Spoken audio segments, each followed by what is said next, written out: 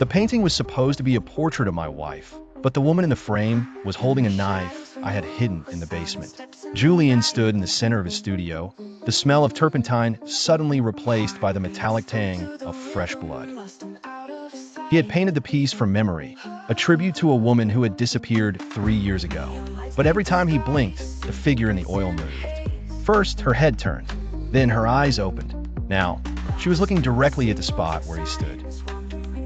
A cold draft swept through the room, though the windows were bolted shut. The candles flickered and died, leaving only the moonlight to illuminate the canvas. In the silver light, he saw the painted knife begin to glisten with a thick, wet, and very real liquid. "Where is it, Julian?" a voice whispered from the walls. It didn't sound like his wife. It sounded like the grinding of stone against bone. He backed away, his heel catching on a loose floorboard, the exact spot where he had buried the evidence of that final night. Suddenly, the canvas ripped. A pale, slender hand, covered in streaks of blue and crimson paint, pushed through the fabric. It was followed by a shoulder, then a face that looked like a cracked marble mask. The art was stepping into the room, wet and heavy. Julian scrambled for his palette knife, but his fingers were numb.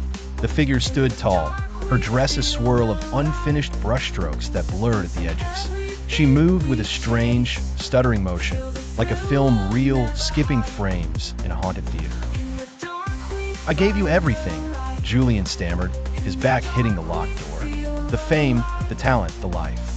The figure tilted her head, and a drop of black oil fell from her eye like a tear. She raised the painted knife, which was now solid and sharp. The room began to transform. The walls bled into the colors of his landscape paintings, vibrant greens and deep, bruised purples. He wasn't in a studio anymore. He was being pulled in the background of his own creation, a world of flat light and no air. He felt the cold pressure of the frame against his spine. The wood was tightening, a rectangular trap of gilded oak. He looked down and saw his legs fading into a wash of watercolor. He was becoming a sketch, a mere suggestion of a man in a world of ink. The woman leaned in close, her breath smelling of linseed oil and old earth. "Now," she hissed, her voice a vibration in his chest. "You will be the one who sits still for eternity. I'm tired of being the muse.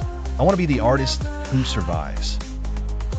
She stepped fully out of the frame, her feet making heavy, wet thuds on the floorboards.